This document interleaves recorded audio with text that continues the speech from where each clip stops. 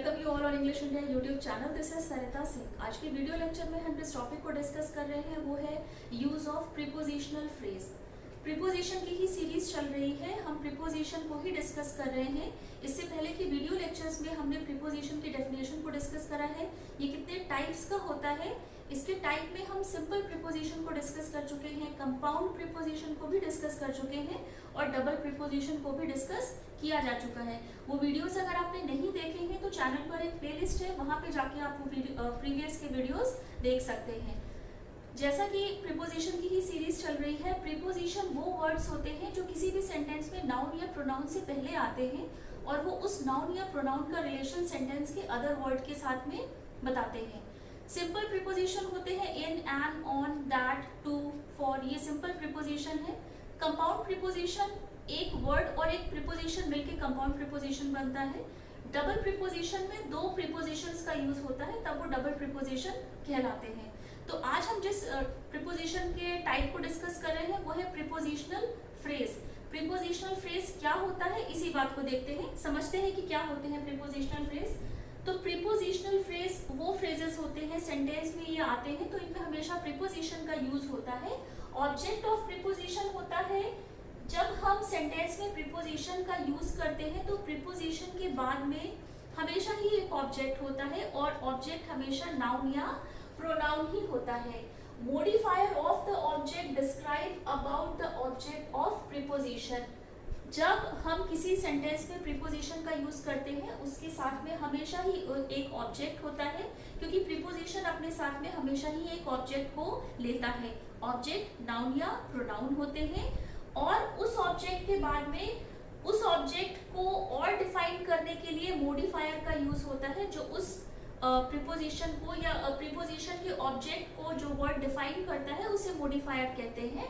जैसे कि यहाँ पे लिखा है describe about the object of the preposition. Preposition के लिए जिस ऑब्जेक्ट का यूज हुआ है उसको और डिफाइन करता है मॉडिफायर। तो ये चीज आप एग्जाम्पल के थ्रू समझेंगे। यहाँ पर एग्जाम्पल कुछ लिखे हुए हैं। तो पहला एग्जाम्पल है Ram is hiding behind the big tree. तो यहाँ पर जो प्रीपोजिशनल फ्रेज है वो बिहाइंड द बिग ट्री है। फ्रेज एक वो फ्रेज को हम कहते हैं एक ग्रुप ऑफ वर्ड होता है जिसमें कुछ वर्ड्स होते हैं लेकिन उनका एक कंप्लीट मीनिंग नहीं निकलता है।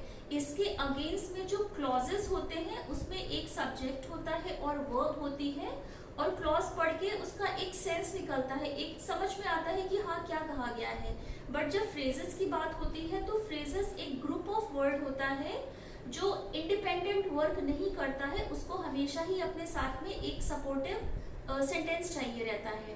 तो यहाँ पर इस सेंटेंस में Ram is hiding behind the big tree में जब बात हो रही है तो राम यहाँ पे हमारे सेंटेंस का सब्जेक्ट है, नाउन है।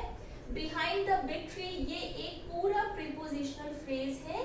यहाँ पर जो बिहाइंड वर्ड है ये प्रीपोजिशन है और जब प्रीपोजिशन आता है किसी भी सेंटेंस में वो हमेशा अपने साथ में ऑब्जेक्ट को लेता है। ट्री यहाँ पर ऑब्जेक्ट की तरह आया है। ऑब्जेक्ट को जिस वर्ड ने डिफाइन करा है वो है बिग।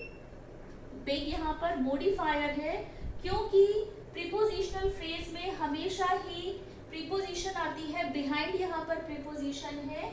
द यहाँ पर एज अ डिटर्मिनर की तरह यूज हुआ है। बिग यहाँ पर मॉडिफायर है क्योंकि इसने ट्री की क्वालिटी को और डिफाइन करा है। तो ट्री यहाँ पर प्रीपोजिशन के लिए एज अ ऑब्जेक्ट का काम कर रहा है। ऑब्जेक्ट हमेशा ही नाउन या प्रोनाउन होता है। सेकंड एग्जांपल देखते हैं। The ball should be thrown with great force. यहाँ पर विद ग्रेट फोर्स जो है ये एक प्रीपोजिशनल फ्रेज है क्योंकि ये स्टार्ट हुआ है प्रीपोजिशन के साथ में।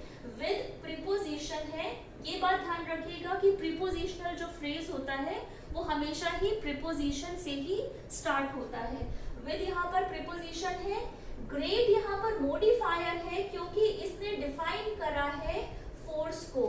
फोर्स यहाँ पर ऑब्जेक्ट की तरह वर्क कर रहा है। फोर्स यहाँ पर प्रीपोजिशन के ऑब्जेक्ट की तरह वर्क कर रहा है और जो फोर्स है वो ऑब्जेक्ट है और फोर्स को और डिफाइन जिस वर्ड ने करा है वो है ग्रेट।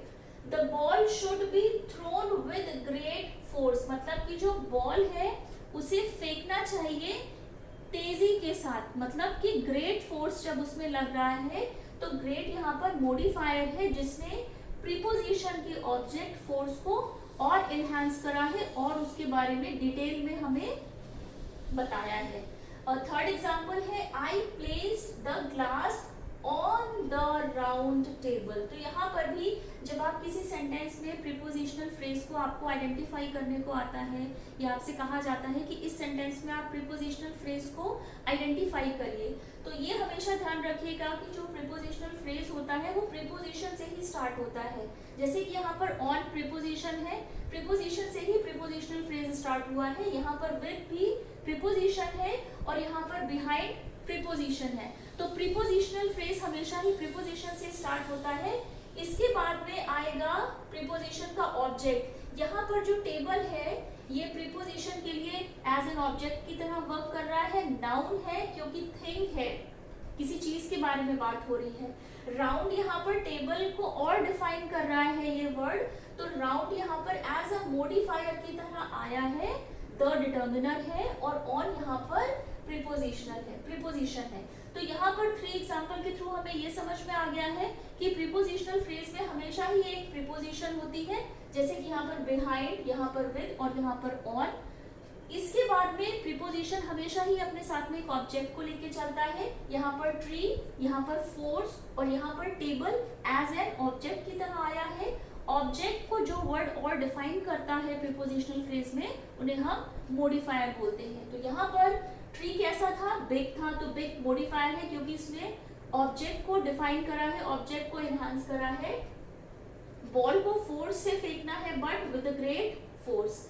यहाँ पर भी जो जिस टेबल की बात हो रही है, I place the glass on the round table, तो मैंने जो ग्लास रखी है वो जिस टेबल पे रखी है वो राउंड है। तो यहाँ पर प्रीपोजिशन के ऑब्जेक्ट टेबल को जिस वर्ड ने डिफाइन करा है वो है राउंड। आई होप आपको यहाँ तक समझ में आ गया होगा। नेक्स्ट इसी के कुछ पॉइंट देखते हैं जो मैं आपको बता चुकी हूँ। प्रीपोजिशनल फ्रेज जो होते हैं start with a preposition and with an object of preposition. ये आपको बात हमेशा ही ध्यान रखनी है कि अगर किसी सेंटेंस में आप प्रीपोजिशनल फ्रेज को आइडेंटिफाई करते हैं तो प्रीपोजिशनल फ्रेज हमेशा ही प्रीपोजिशन से स्टार्ट होता है और वो एंड होता है प्रीपोजिशन के ऑब्जेक्ट, मतलब उसी सेंटेंस में नाउन या प्रोनाउन पे वो एंड होता है। नेक्स्ट पार्ट है only a portion of a sentence can not stand alone. तो जो प्रीपोजिशनल फ्रेज होता है इसका अपने में खुद का मीनिंग नहीं होता है। अब यहाँ पर अगर हम ये बोले कि बिहाइंड द बिग ट्री, तो एक सेंटेंस क्लियर नहीं हो रहा है। यहाँ पर अगर हम बोलते हैं विद ग्रेट फोर्स, तो एक ग्रुप ऑफ वर्ड तो है फ्रेज, लेकिन इसका अपना इंडिपेंडेंट मीनिंग नहीं है। लास्ट एग्जांपल है ऑन द राउंड टेबल, तो इसका भी कुछ सेंस समझ में नहीं आ रहा है, ये इनकम्प्लीट है। तो ये सिर्फ एक पोर्शन होता है सेंटेंस का, इसका खुद का अपना एक मीनिंग नहीं होता है, ये खुद अपने आप से कुछ नहीं बताता है, इसे सेंटेंस में दूसरे पार्ट का भी सहारा लेना पड़ता है अपने आप को डिफाइन करने के लिए। कुछ और एग्जांपल्स यहाँ पे मैंने लिखे हैं, इसमें हम डिस्कस करते हैं, देखते हैं आप कैसे आइडेंटिफाई करेंगे प्रीपोजिशनल फ्रेज को। एग्जांपल है I enjoyed walking through the woods. तो यहाँ पर प्रीपोजिशन है थ्रो द वुड्स जो है ये पूरा ही प्रीपोजिशनल फ्रेज है। ये थ्रो प्रीपोजिशन है, प्रीपोजिशन से स्टार्ट हुआ है प्रीपोजिशनल फ्रेज। द यहाँ पर एज अ डिटर्मिनर की तरह आया है, वुड यहाँ पर एज अ प्रीपोजिशन के ऑब्जेक्ट की तरह इसने काम किया है, क्योंकि प्रीपोजिशन को हमेशा ही एक ऑब्जेक्ट की रिक्वायरमेंट होती है। तो यहाँ पर I enjoyed walking through the woods यहाँ पर एक प्रीपोजिशनल फ्रेज है। नेक्स्ट एग्जांपल है on Fridays our teacher give us a vocabulary test. तो यहाँ पर जो प्रीपोजिशनल फ्रेज है, मैंने आपसे बोला था प्रीपोजिशनल फ्रेज हमेशा ही प्रीपोजिशन से स्टार्ट होता है, इसके बाद में इसका एक ऑब्जेक्ट आता है। अब यहाँ पर दोनों ही एग्जांपल्स में आप देख रहे होंगे कि यहाँ पर थ्रू द वुड से पहले मॉडिफायर नहीं आया है। तो प्रीपोजिशनल फ्रेज में कभी कभी मॉडिफायर आता है और कभी मॉडिफायर नहीं आता है, ये बात आपको ध्यान में रखनी है। तो यहाँ पर ऑन फ्राइडे, क्योंकि ऑन प्रीपोजिशन है, प्रीपोजिशन के लिए ऑब्जेक्ट का काम करा है फ्राइडे ने, तो फ्राइडे यहाँ पर प्रीपोजिशन का एज एन ऑब्जेक्ट की तरह आया है। On Fridays our teacher give us a vocabulary test. On Friday अगर आप बोलेंगे तो इंडिपेंडेंट इसका कुछ भी मीनिंग नहीं आएगा, अनलेस अंटिल जब तक ये रिमेनिंग के सेंटेंस सेंटेंस के पार्ट के साथ में अटैच नहीं होगा। लास्ट एग्जाम्पल है before the practice my coach bot me energy drink. तो यहाँ पर जो प्रीपोजिशनल फ्रेज है वो है before the practice. Before again यहाँ पर प्रीपोजिशन है, प्रीपोजिशन के बाद डिटर्मिनर आया है और प्रीपोजिशन हमेशा ही अपने साथ में एक ऑब्जेक्ट को लेता है। तो प्रैक्टिस यहाँ पर एज अ ऑब्जेक्ट की तरह आया है। Before the practice my coach bot me energy drink, मतलब कि प्रैक्टिस से पहले, जो मैं प्रैक्टिस कर रही थी उससे पहले मेरे जो कोच हैं उन्होंने मुझे एनर्जी ड्रिंक दिया। लास्ट एग्जांपल है the cat jumped over the fence. Again over यहाँ पर प्रीपोजिशन है, तो ये जो लास्ट का जो पार्ट है ये प्रीपोजिशनल फ्रेज है। ओवर यहाँ पर प्रीपोजिशन की तरह आया है, फेंस ने यहाँ पर ऑब्जेक्ट की तरह काम किया है। प्रीपोजिशन हमेशा ही अपने साथ में ऑब्जेक्ट लेता है और ऑब्जेक्ट हमेशा ही नाउन या प्रोनाउन होते हैं। तो यहाँ पर हमने प्रीपोजिशनल फ्रेज के कुछ एग्जाम्पल को भी डिस्कस कर लिया है। आई होप आपको ये चीज समझ में आई होगी कि प्रीपोजिशनल फ्रेज क्या होते हैं। एक बार हम क्विक रिवीजन कर लेते हैं। प्रीपोजिशनल फ्रेज हमेशा ही प्रीपोजिशन से स्टार्ट होते हैं। ये अपने साथ में हमेशा ही ऑब्जेक्ट लेते हैं। ऑब्जेक्ट से पहले मॉडिफायर भी आ सकता है जो उस ऑब्जेक्ट के बारे में और डिटेल में हमें बताएगा। प्रीपोजिशनल फ्रेज कभी भी अलोन स्टैंड नहीं करता है, इसका खुद का एक मीनिंग नहीं होता है, ये हमेशा ही सेंटेंस के दूसरे पार्ट पर डिपेंडेंट रहता है। तो वीडियो लेक्चर में हमने प्रीपोजिशनल फ्रेज को डिस्कस करा है। आई होप ये आपको समझ में आया होगा। तो आज के वीडियो लेक्चर में बस इतना ही। चैनल को लाइक, सब्सक्राइब एंड शेयर जरूर करिएगा। मिलते हैं अपने नेक्स्ट वीडियो लेक्चर के साथ।